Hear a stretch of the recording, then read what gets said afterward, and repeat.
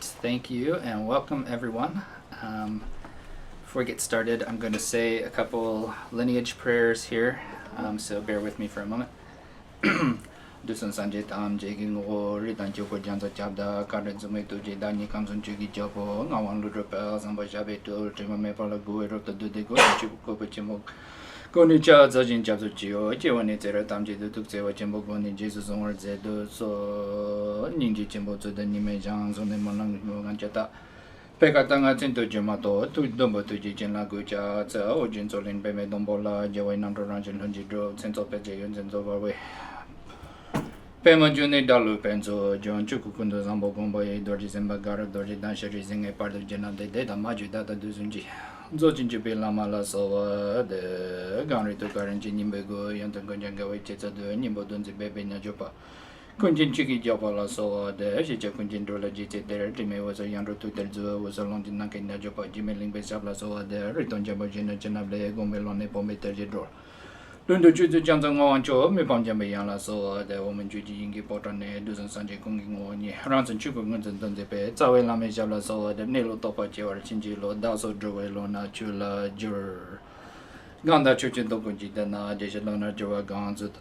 Ninder Dumbi Chunji Jabana, Nyamber Dopata, there's a like it on the Tanduji, Drone Dadami Kenamgi. Draw Kungi Dragi Jineba, Tamji K the Dagi Chudento. Alright, so this is something for those of you who are totally new to this and think, why is this guy chanting all this stuff in a foreign language? It's a traditional thing in the Tibetan Buddhist world to say some kind of like verses basically expressing some kind of sense of reverence or homage to all the past masters, going back from one's own direct teacher all the way back to the Buddha Shakyamuni through like a lot of different lineage teachers and so forth. Basically, you could say asking for their permission to teach or receiving their inspiration to teach, something like that. So that's what that is. So the very last verses, when holding your hands in this mudra, this is called the mudra or the gesture of teaching the Dharma. And basically the last couple of lines say, anyone whose mind has ever been turned by the Buddha, if you want to hear some Dharma teachings, come over here, something like that. And then the last one, it's said that supposedly that the Buddha would speak whatever language he was speaking and everyone would hear it according to their capacity, whatever that was, maybe even in their own language. So that last line says, may I also, when I teach, may whatever I say be heard in the appropriate way by everyone who hears it, something like that. So now we'll get on to the main topic of this evening's talk, which is something called the Four Seals. And before we begin that talk, I want to say one more thing, that it is a regular thing for us to, as we begin in these kinds of spiritual discussions, particularly in our tradition, to develop a particular attitude or motivation with which to listen to these teachings. And it's said that the extent of the benefit that you will get out of the teachings, the extent of the benefit that others will get from you having heard those teachings, and the amount that you could bring that into your life, depends upon the motivation that you listen to the teachings with in the first place. So if your motivation only reaches the point of information gathering, then you won't get any benefit more than information gathering from listening to this teaching. If you bring an attitude of maybe hoping to apply that to your own mind, to maybe gain some insights for yourself, maybe even gain some freedom for yourself, then you'll attain that level of benefit. If your intention goes even beyond that, maybe not just a temporary benefit, but some kind of more ultimate benefit, that having heard this teaching, may I maybe become completely liberated from all states of suffering, then this will become a cause for your ultimate attainment of that level of freedom. And if you go even further than that and say that having heard this teaching, may I not only be able to free myself, but maybe be able to bring some benefit, maybe even ultimately free all beings to the state of complete and perfect Buddhahood, then listening to this teaching will become a cause of your ultimate attainment of that state of perfect enlightenment.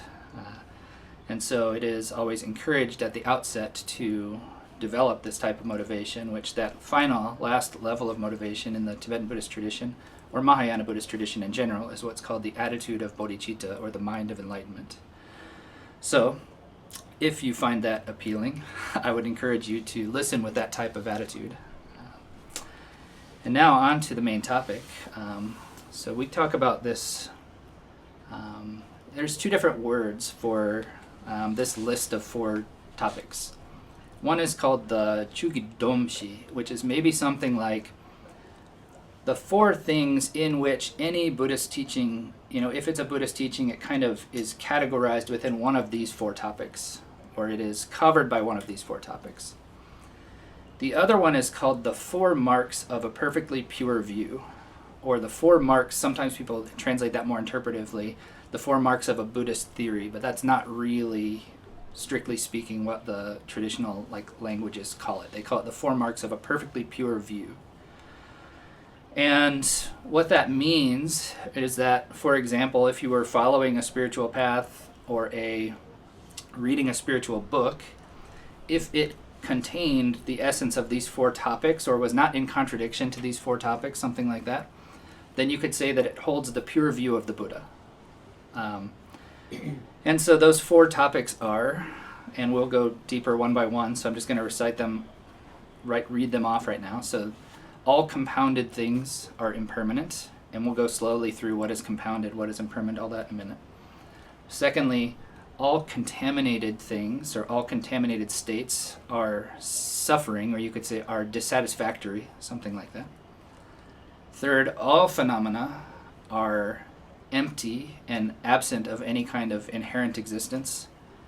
And finally, Nirvana is peace. And I'm going to give you a little bit of an alternate reading of these 4 marks. All right, so, and this is from a book which is called What Makes You Not a Buddhist by Dzongtsar Khyentse Rinpoche, who is not a very close teacher of mine, but I did get to spend quite a bit of time with him when I lived in India. And anyway, he's a Lama who still inspires me a lot to this day with his ability to communicate very traditional topics to a Western audience in a way that's very skillful.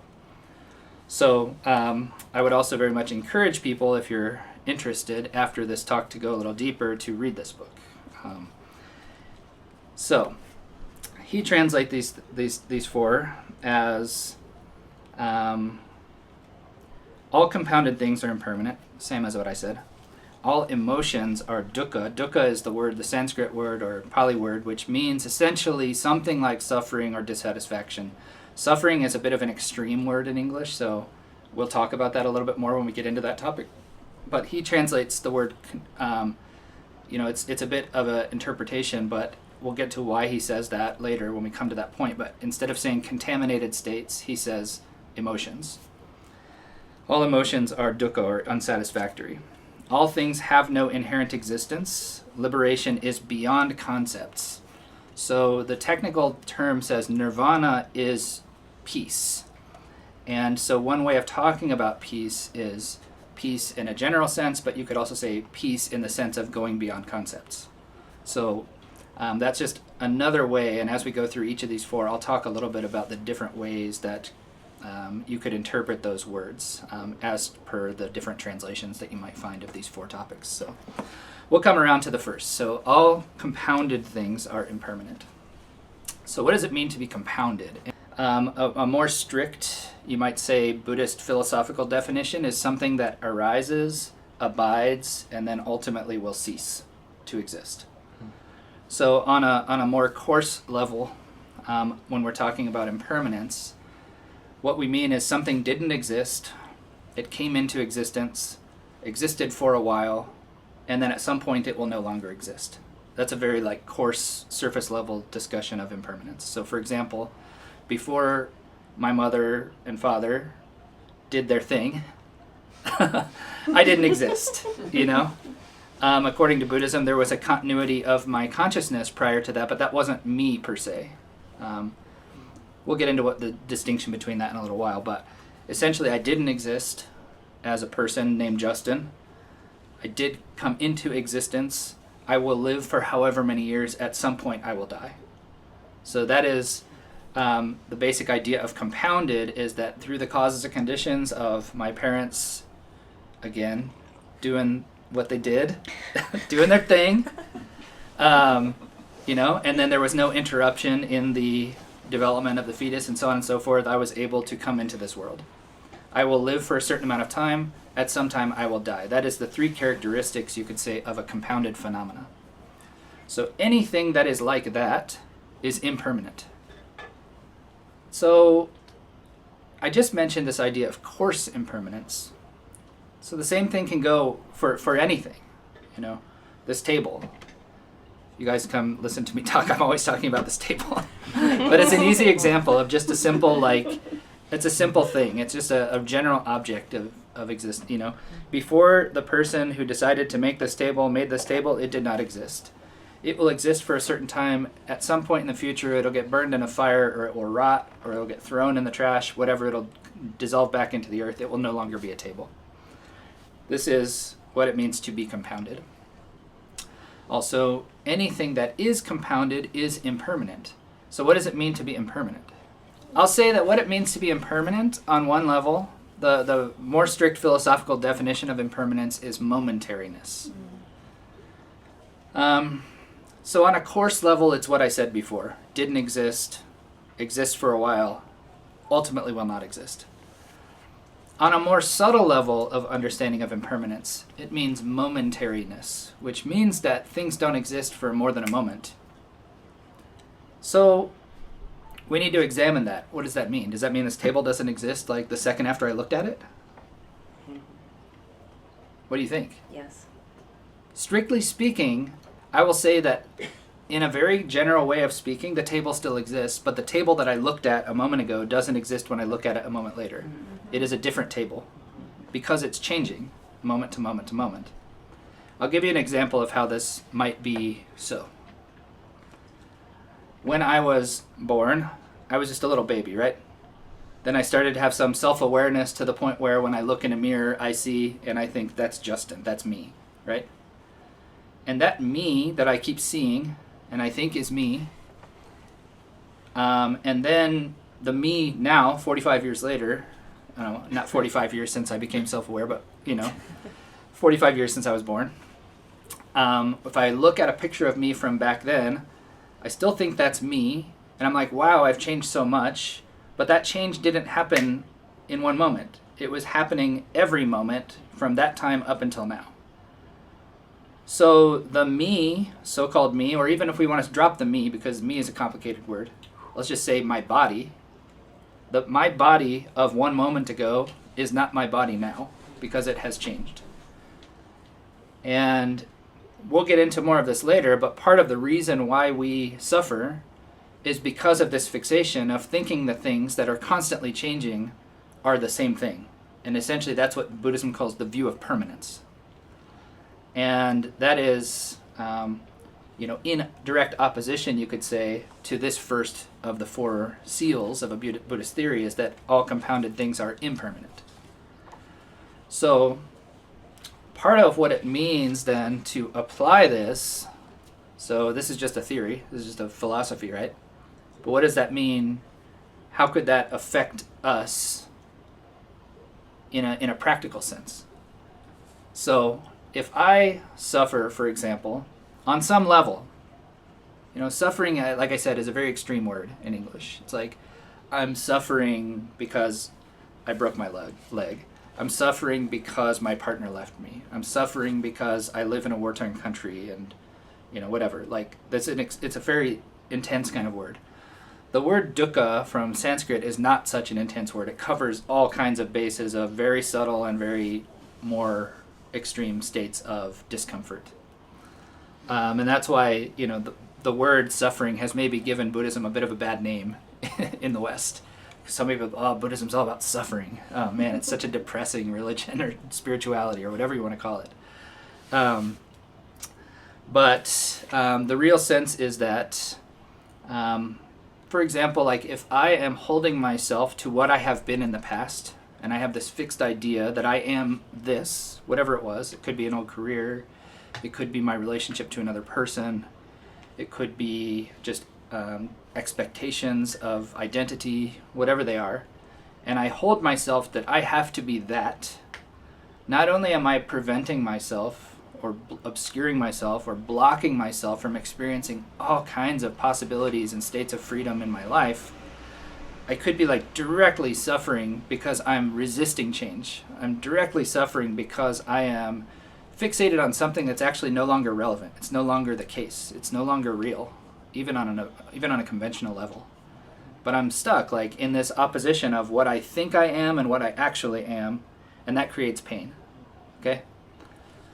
So, to understand this impermanence on a more subtle level would mean to do some kind of analytic kind of process to understand this subtle change, and then not just think about it and understand it and leave it at that, but then meditate on that.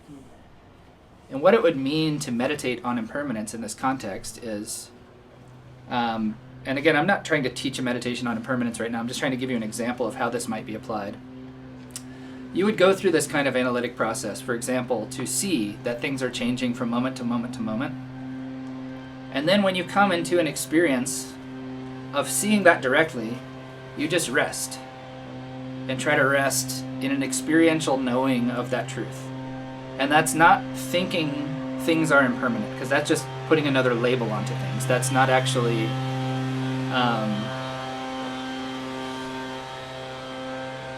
I'll say that there's a difference in just creating a label in your mind, which is like kind of habituating yourself with knowledge, which is also helpful. It's not entirely unhelpful. But there's a difference between that and actually experiencing things as impermanent. And experiencing things as impermanent is helping you, you could say, almost like rewrite the code of your way that you're experiencing the world. Because up to now, the Buddha would say that we have been kind of locked in this pattern of seeing things as if they're permanent. And so that's a very strong habit. Very strong habit. Such a strong habit that we don't even know we're doing it. Like it requires us to think about this and go through some kind of philosophical journey, some kind of experience to even know that we're doing this. Once we get to that point where we recognize that we're doing it, maybe recognize the fault in doing it, then we might feel the inclination that maybe we should do something about it. So that's where meditation comes in. And that's the bridge between intellectual knowledge and meditation, is that often you need to know the case, maybe know the problem, also at least intellectually have an understanding or at least a hope that there's some way out of it, and then that's all going to lead you hopefully to apply yourself in a path that could actually lead you out of it. Now, to talk about what it means to say that this is a mark of a pure Buddhist view, I'll give you an example of something different than that. Like, for example, the idea of the eternal and permanent kind of soul, or the idea of a permanent and eternal creator God, or something like that. That if something is permanent, it can't do anything. A permanent thing can't create anything. This is maybe an abstract philosophy to you, but let me just say a few words about that. If something were permanent, and you say it created something, is there a difference between that permanent thing that is pre-creation and post-creation? Or is there a difference between it while it's creating and before or after it created? Because if so, it's impermanent. And your idea of permanence is broken down. So basically the Buddhist idea is that everything is impermanent, everything is compounded. We do talk about uncompounded states, but they're actually just ideas. They're not real things. Like, for example, in Buddhism we'll say that space is uncompounded.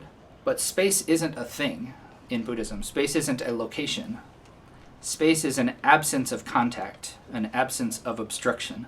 Like we conventionally say things exist in space, planets exist in space, whatever, but in a philosophical context, what we really mean is that space itself is just that openness which allows for possibility. It is an openness which does not block things from occurring or existing. So it's not a location or a place or something like that. It's not a thing. It's just actually just a concept. Like in terms of like functional things, it doesn't perform a function. It doesn't do anything.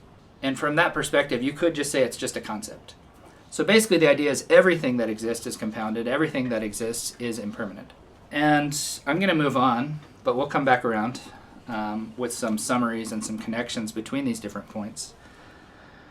The second, which is, Khyentse Rinpoche translates this as all emotions are dukkha, are unsatisfactory, something like that. Suffering, if you choose. The technical term is all contaminated things or contaminated states. And what does this word contaminated mean? Because that sounds like a pretty intense word too, right? Contaminated. So essentially, the word contaminated means karma and afflictive thoughts and emotions. So like basically all of your habits and the things that arise from those habits, which are these afflictive thoughts and emotions. So afflictive means something which is a cause of suffering, that is creating suffering for yourself and others. The reason why I'll say that Khyentse Rinpoche's choice of words is very helpful, but also that there's a little bit more that we could say that doesn't get covered by the word emotions. It's helpful because I think in the West, and this is going to be on the extreme Buddhist view side of this, we have an idea that, let me turn this back around. I'll say that the Buddhist view is that all of the things that we experience as emotions, even the ones that we think of as positive emotions, are still occurring due to habituation and through an ignorance of what reality is. So through a dualistic viewpoint, through a view that is obscured by this fixation on the self, obscured by a fixation on a seemingly permanent reality, like what we talked about with the first of these aspects or seals of the view. And this is like really talking like ultimate level language, not that they aren't conventionally helpful in a path of practice or in our ordinary lives. So this requires a little bit of careful discussion, because it's not like love is bad. It's not like compassion is bad. It's basically just saying that the ordinary, you might say unenlightened, ordinary experience of any kind of emotional state is still kind of setting us up for disappointment. They are still like infused with this like stickiness of attachment and hope and fear and expectation. Like if I love this person and when they let me down or they disappoint me or they don't return my love, then I'm disappointed. Or when they don't do what I hoped they would do or expected them to do, then I'm disappointed. So on and so forth. So essentially it's not that they are bad, it's just that they are setting us up for potentially more further discomfort, you might say. And so now let's talk about this on a more conventional level. That's a very ultimate level talk, like every emotion is an obscuration, something like that. On a more conventional level, there are emotional states and different kinds of thoughts that are more helpful and some that are not very helpful. For example, attachment, aversion, ignorance, jealousy, pride, competitiveness. These are all states that the Buddha would say are, even on a conventional level, not very helpful. Not very helpful in that they are creating discomfort for you and for others, like even just in general. Like not talking about obscuring the ultimate reality or something like that, just in general, in your life, they're creating more problems. And one way of talking about, non-virtue, so-called non-virtue in Buddhism, and those mental states that I just mentioned, attachment, aversion, ignorance, jealousy, pride, those are what are called the 5 poisons. And those are called what we consider like generally non-virtuous states of mind. And what non-virtue means in a Buddhist context is something that is creating suffering for yourself and others. And in a more path-based language, it's anything that is creating more obscurations to your experience of reality. So loving kindness, compassion, faith, devotion, these kind of states are actually maybe bringing you closer to an experience of reality. Whereas attachment, aversion, ignorance, jealousy, pride, those are obscuring you even deeper. They're making you even more in the muck, you might say. They're creating more states of like fear, paranoia, hope, expectation, all of these kind of things that are like maybe even just in a general context of trying to still your mind in a shamatha, like calm abiding meditation state. All of those attachment, aversion, ignorance, jealousy, pride, those are stirring you up more and more. They're creating more of this like anxiety, fear, expectation, hope, doubt, all these kind of states. So they're obscuring you more from being able to experience reality. Now, coming back to all emotions are suffering. That is from this ultimate perspective, that all of these states that are coming from your habitual patterning, your karma, essentially. And in Buddhism, by and large, there's more to it than this, but more or less, karma means actions that you do that leave kind of imprints in your mind that are going to lead you to be likely to repeat those kinds of actions or thoughts. So it's not like some abstract mystical thing out there that happens to you, you know? It is, by and large, you could say in Buddhism, it is like the ultimate kind of teaching on personal responsibility.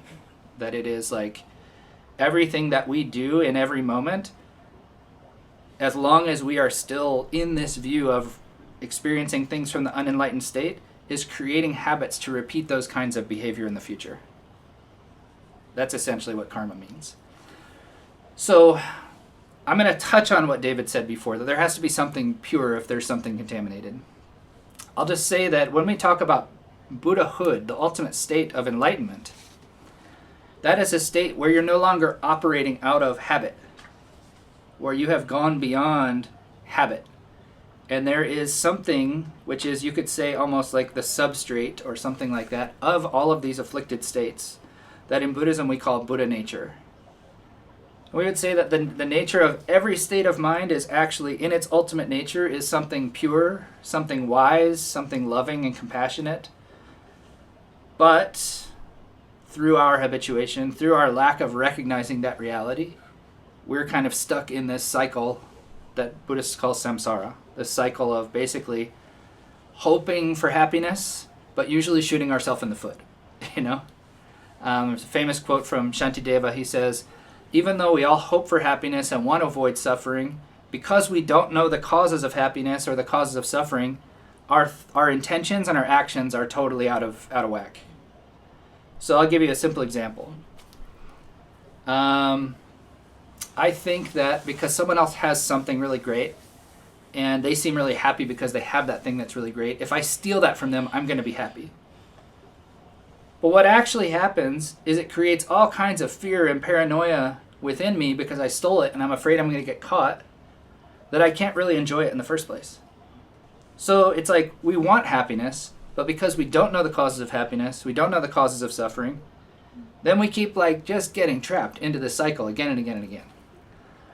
So basically, essentially, everything that we do out of attachment, aversion, ignorance, jealousy, pride, it's just creating more suffering.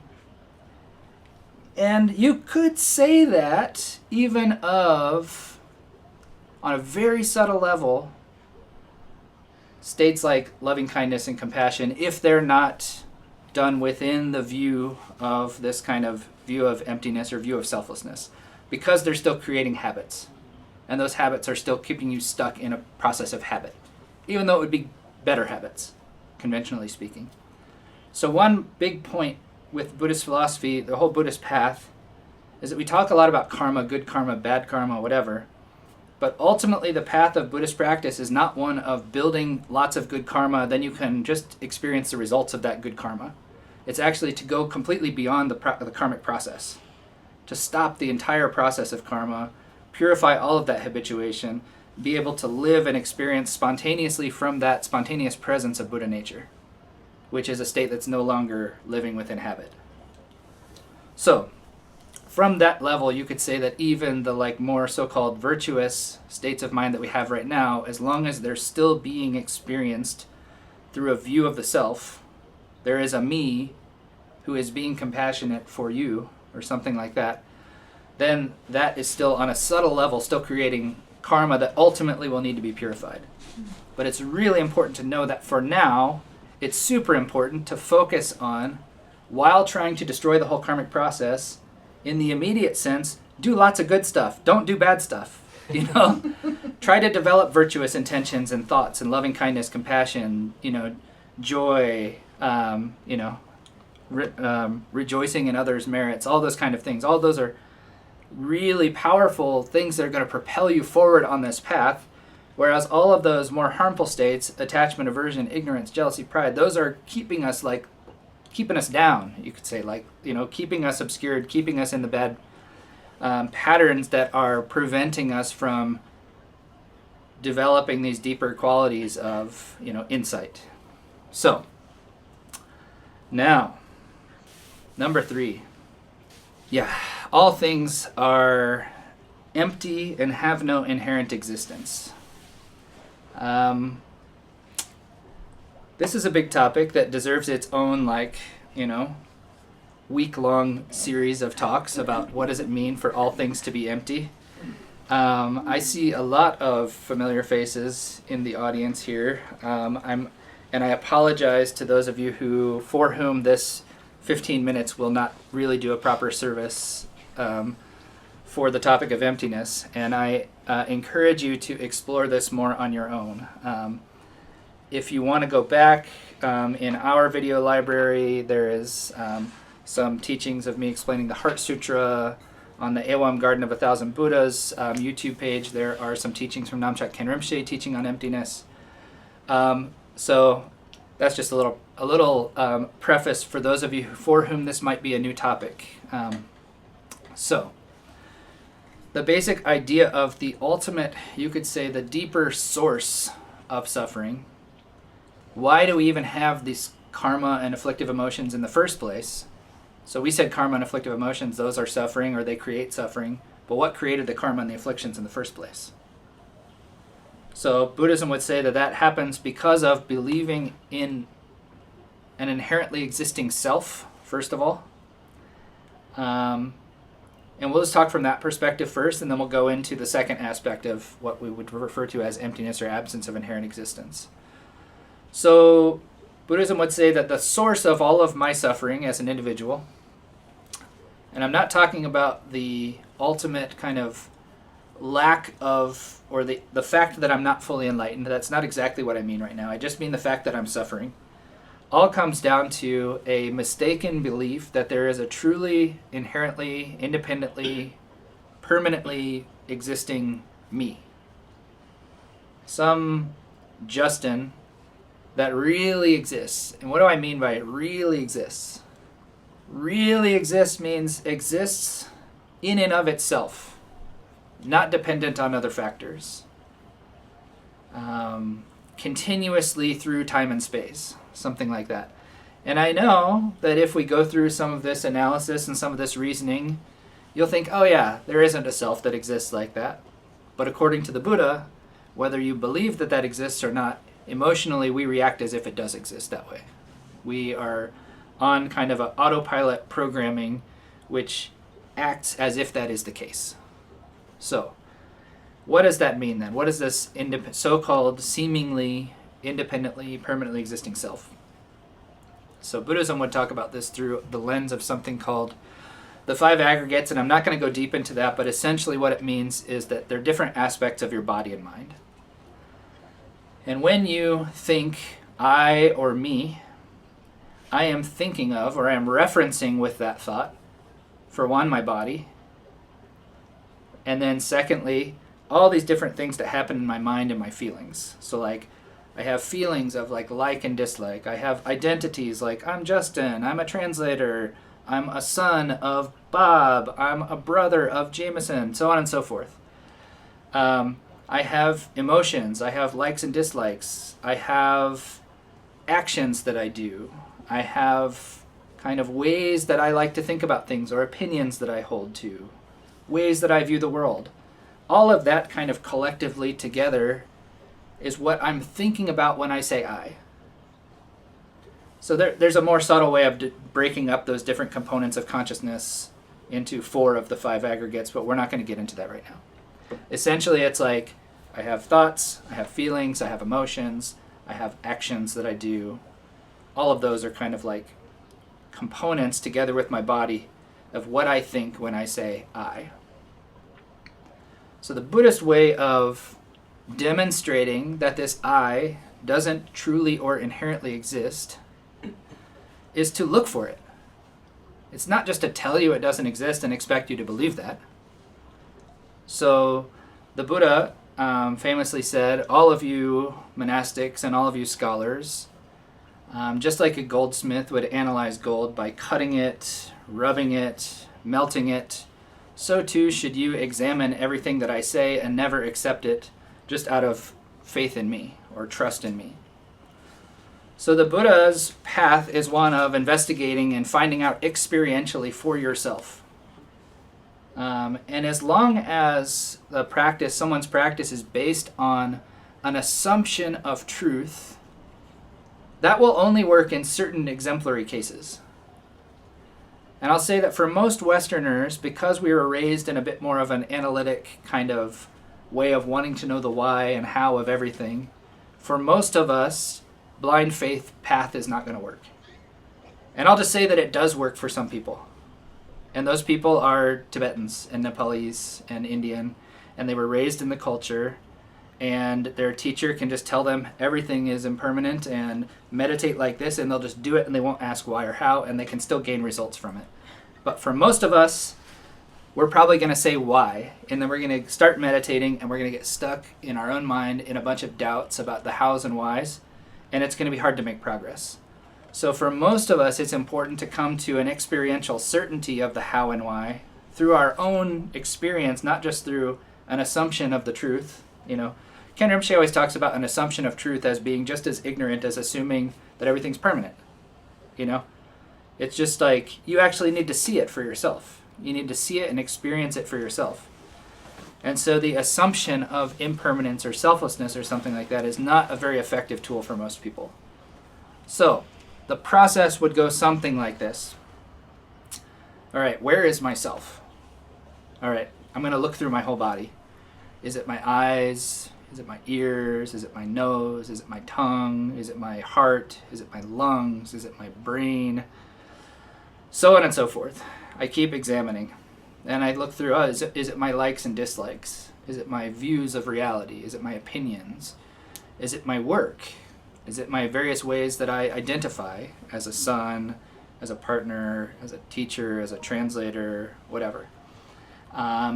Is it my opinions about the world that like such and such coffee's really good and that one's gross or whatever? And when you really examine in this way, most often I'll say that if someone really takes this to its fullest, what they're going to find is a lot of my's, which means like I find my body, my ears, my eyes, my nose, my likes and dislikes, my thoughts and opinions, my activities, my various kinds of identities. But again, I would ask, where is the me that supposedly possesses or does all of these things? Where is the me? Because I keep finding my body, my speech, my thoughts, my actions, my opinions. But where's the me that supposedly is controlling or possessing all of these things? If you have a my, there has to be a me, right? Like, for example, when I say my cup, that's based on the assumption that there is a me, Justin, who could have this cup. So if you really do this examination, what the Buddha would say is that you will not find an I that exists anything more than an imagined idea in your mind. Yet, we keep operating as if there is one, and that is why we experience suffering. Because if there is a me, then there is a me who can be attached, there's a me who can be disappointed, there's a me who can feel pain, there's a me who can experience hope and fear and expectation and rejection and acceptance and all of these kind of things. And as long as there is a me, then there's a you also. So there's a separation. And that is the seed. The I is the source of attachment to what is me and mine. My friends, my family, my body, my interests, my job, my money, my house. And then there's an aversion to the other. So that is, in Buddhist philosophy or Buddhist idea, the source of all of this afflictive emotions is the idea of the self. Because once there's a self, there's an attachment to me and mine. And then there can be an aversion to other.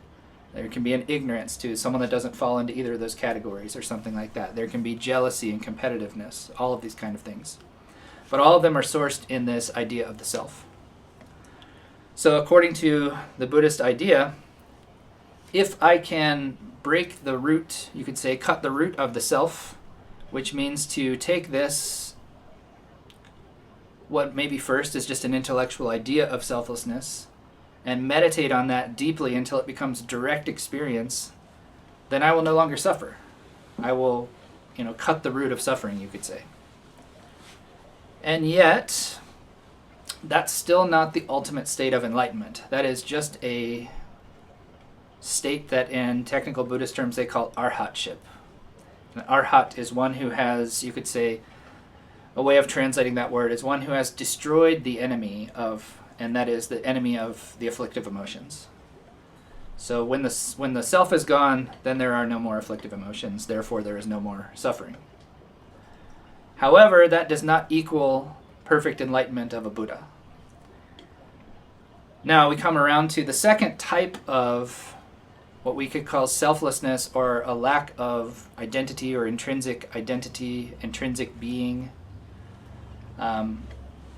which is that not only is my so-called self not inherently existing, but that same logic could be applied to any phenomena, anything that we see, think, or feel, anything that we could experience. So essentially, let's come back to the table. All right. Are you guys going to get sick of me talking about the table? I swear I've talked about the table in Emptiness teaching like 10 times or something now. At any rate, the point is that a table also is just a conceptual idea. It's just something that we create in our mind. You can break it down. You could say, okay, there's legs, there's a top, there's some sides, maybe there's a drawer. Is there a drawer? There is. There's a drawer. Mm-hmm. Those of you on screen, you can't really see, but there is a table in front of me. So, now again, I would say, where's the table? Okay? Is the table the legs? Is it the top? Is it the sides? Now you might say, oh, it's all of it together. And I would say, okay, well, is the table one thing? Or is it many things? Because in our mind, the table is one thing. This is maybe a technical philosophical discussion. We could go down a huge rabbit hole of like 2 hours of me just discussing like one of the main reasons why things are empty, which is the reasoning of being neither one nor many. I'll give you the brief version. There are 4 or 5, in different lists, what are called the main or the great reasons of the middle way, or the great reasons why all things are empty. I think probably the easiest one is all things are empty because they're interdependent. And so one important thing to think about when we keep using this word emptiness is, what is the opposite of emptiness? And what does emptiness mean? Because it doesn't just mean non-existence. It's not just like, it's not nihilistic. It's not an absence. What it means is that if something were not empty, it would exist singularly, permanently, and independently, meaning that it doesn't depend on anything for its existence. And I know we don't think that the table exists that way, but it appears to our mind in that way, and we emotionally react to it as if it was that way. That's what the Buddha teaches, and that's why we suffer, according to the Buddha. So that's the same for the self, that's the same for objects that we experience. So basically, this table, it's clear that it does not exist independently because it was created. It came together with causes and conditions, even with parts like legs. Someone had to create it in the first place.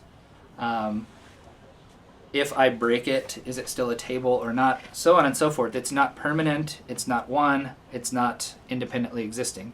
Therefore, it is empty. Empty of what? Empty of inherent existence, or you could just say empty of tableness. Table is empty of table. There isn't some like true existence over here that's something that it's lacking, because this idea of true existence never existed in the first place. What it means is that a table is just an idea in our mind. If you go down the like philosophical rabbit hole, what we can actually see with our eyes, shapes and colors, that's it. You can't see a table. We say, conventionally speaking, because it would be stupid if you say, do you see the table? And you said no, you'd be like, well, of course, conventionally speaking, we say you see a table, but actually what you see is a brown rectangle. And then your mind projects ideas on top of it. And I know that this sounds like contrary to our ordinary experience, but our ordinary experience is why we're, like, the way we're experiencing things in our ordinary unenlightened state is, like, why we're suffering in the first place. So that's why we do this analysis. It's not to, like, make you ignorant of how to talk to people or make you, like, a weirdo at the party that can't have a normal conversation, you know? Of course, when you're just talking to normal people, just talk as if things exist. It's okay. You don't need to, like, if someone says, how are you? You don't need to say, well, I don't know. I don't really exist, bro. Like, that's silly. That's just silly. Like, it's not helpful. And it's probably going to, like, maybe break down the lines of communication more than it's going to help anything. So it's one thing to be a skillful communicator in the world while trying to break down the whole process of why we think this way or whatever in terms of our spiritual practice that we do, like, maybe when we're meditating, also when we're out in the world, you can still express things without believing what you're expressing.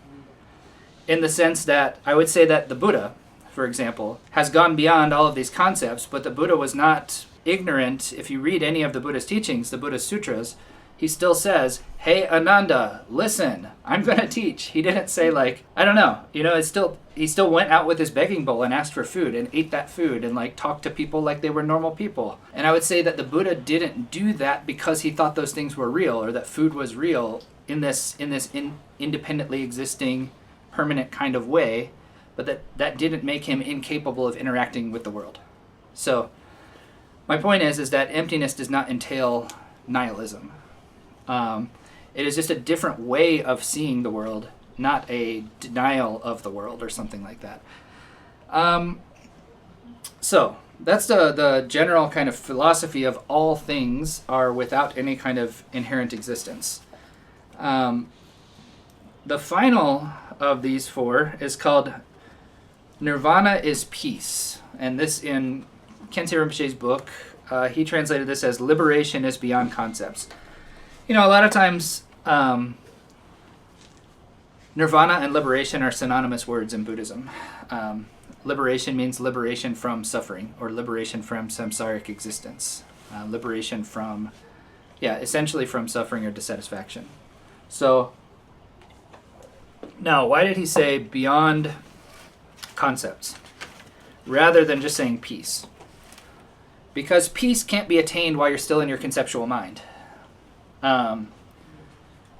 As long as you're still conceptualizing, those concepts are still based in a belief that things still inherently exist, or that you still inherently exist as the experiencer of those supposedly truly existing things.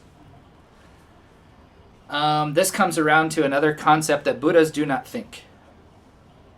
I know that's a funny statement, and maybe that's going to take a second to settle in. But let me just talk about, like, what does it mean to go beyond concept? Okay, so I'll give an example from more or less, and I'm not going to talk in the explicit terms, but like the basic process of how Vipassana meditation happens, and particularly the Vipassana that we teach in our Walking the Path program.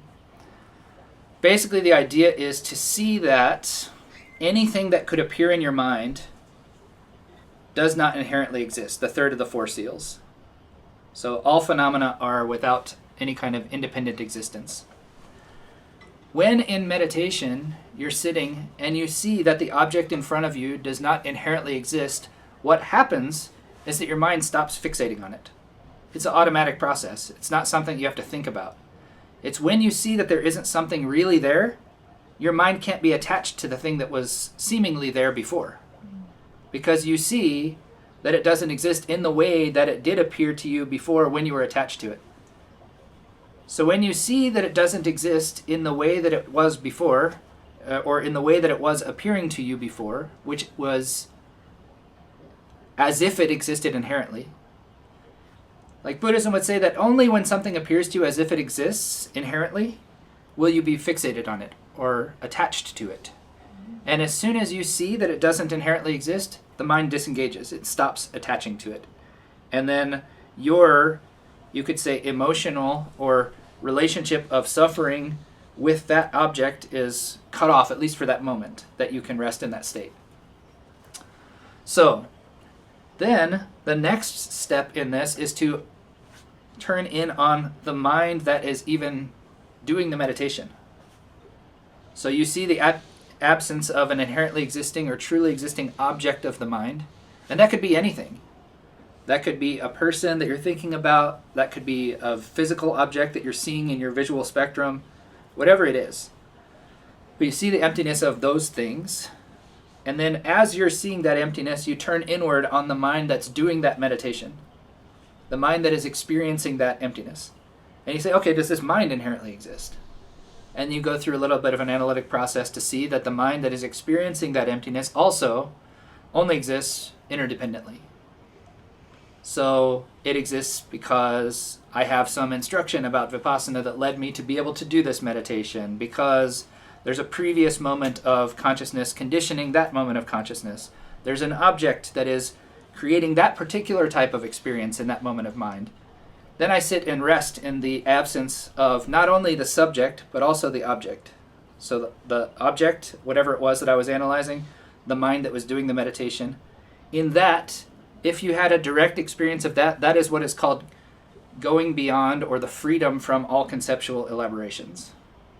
And that is, you could say, an approximation of what a Buddha experiences all the time.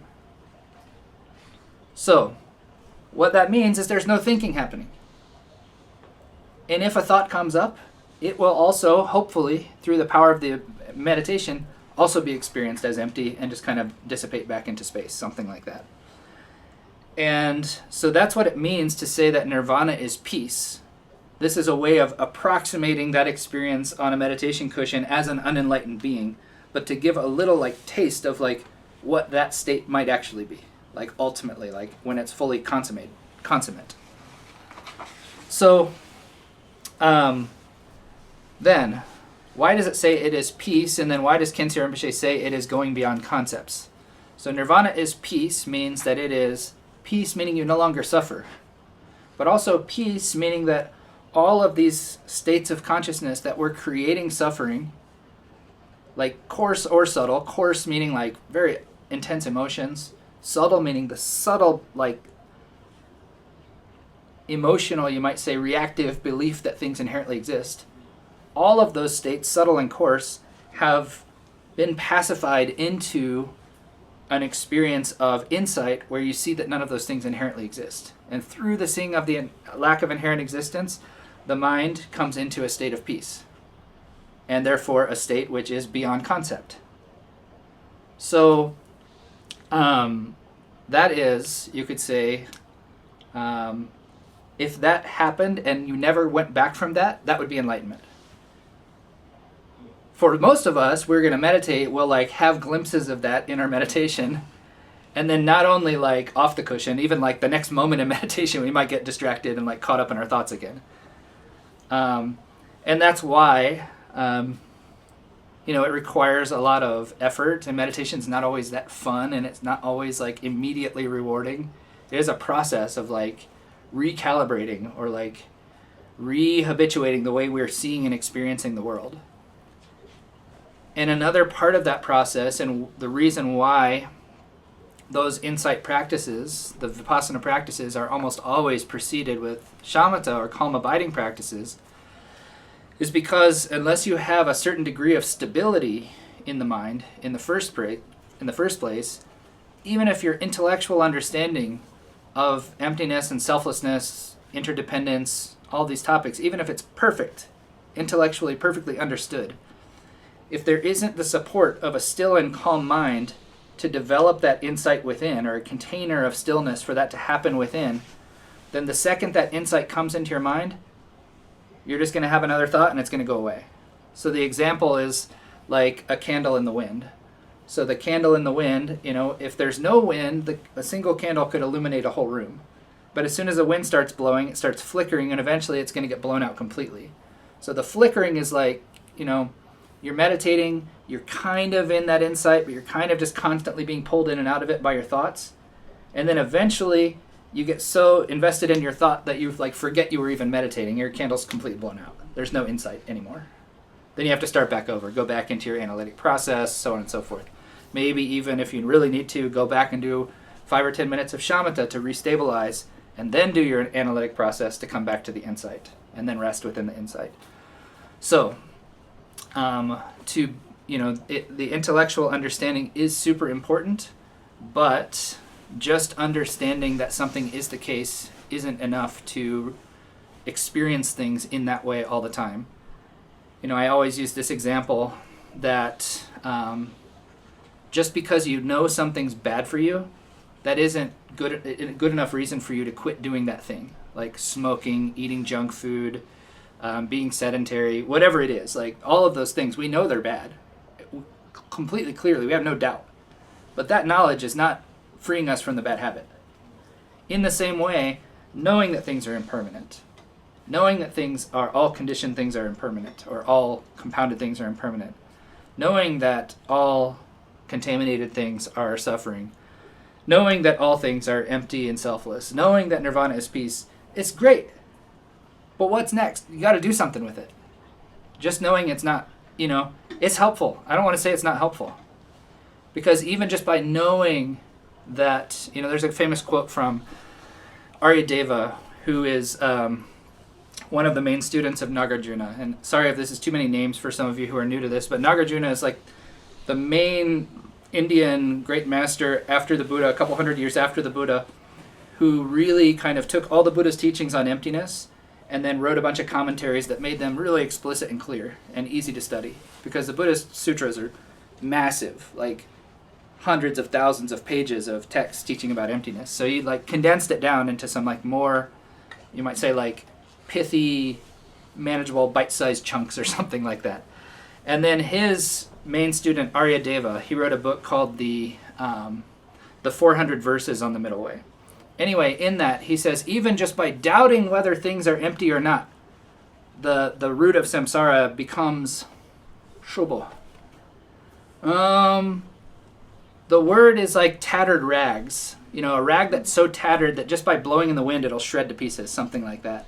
He says that samsara becomes like that, even just by doubting whether things are real or not. Because normally we might spend, you have to take this within the context of the Buddhist idea of infinite past lives. If you believe in this infinite past lives stuff, we have been stuck in this habit of fixating on reality for all of these past lives. And in this moment, if we finally at least gotten the doubt, wait, is it real or not? That's pretty profound. So that's what he means. So it's the intellectual, even curiosity is powerful, but it alone is not going to actually get you enlightened. It's not going to make you free. But it's a seed. It's the source. It's the first step. So we have to have a curiosity first. We have to have a suspicion or a doubt. Wait a minute. Is this all there is to life? Do I have to be like this? Another thing, I bring this up a lot just because I think it was a really pithy and poignant statement, but there's a Lama named Shechen Rabjam Rinpoche who came to Montana a couple of years ago, and he did the consecration for the Buddha Garden and for the ranch, the Namchak Retreat Ranch. And during a teaching that he gave on a text that's called the 7 Points of Mind Training, he was talking about emptiness, and he said, the more you experience emptiness, the more you experience possibility. And so what that means is that, it's going back to the example I gave before. When we're stuck with this idea that I am this or that, I am good or bad, I am good or bad at this or that, whatever, we really judge ourselves against those experiences, and it's actually preventing us maybe from ever seeing what else there is that's possible for us in the world. That's just one little limited example. The example of what emptiness is the key to possibility, that goes way more profound than that. But on a very simple level, when we have really fixated ideas about ourselves, about others, about the world, we're actually trapped by those beliefs. We're actually in a cage. We're in shackles, chained by those beliefs. We're lacking a freedom to move beyond those beliefs into a whole other realm of possibility. So the teachings of emptiness they're not a teaching which is meant to bring you into a state where nothing matters and everything's pointless. There's no essence to anything. The point is to say that things aren't the way they appear to you, and therefore you don't have to live in the way you have been living, and there are other possibilities. Not only that, but that the way that we have been living, in contradiction to the teaching of emptiness, which is living as if we and all other things that we experience exist in and of themselves, is a way of living which is everything's stuck with what it is, including ourselves, and then we're kind of trapped in that cage of beliefs or thoughts. And that is what Buddhism calls samsara, basically, is a cage of false beliefs. So when we say that someone experiences the emptiness of something, it doesn't mean that there was something real and then they experienced it as not real. It means seeing that it wasn't real in the first place and that you were deceived by it for the whole time. Not real, what I mean by this is just that it is not permanent, independently existing, and so forth. So, that gets into a whole nother talk about the two truths. What is conventionally or dependently kind of existent, what is ultimately existent, so on and so forth. Whole nother can of worms there that is actually, I would say, for those of you who are new to this idea of emptiness or who want to go deeper with it, exploring the two truths is one of the most important things, because almost all Buddhist teachings are given, Mahayana Buddhist teachings are given through the lens of the two truths. And this is one of the things that people get the most confused about. Because they'll say, well, you just said everything's empty, and now you're saying that you should abandon non-virtue and adopt virtue. You should do virtuous things and avoid non-virtuous things. You should develop compassion and avoid hatred. But everything's empty, right? And so that people get really confused in this. So you always have to understand when a Buddhist teacher is talking, if they're saying that everything's emptiness, they're talking from the ultimate truth perspective.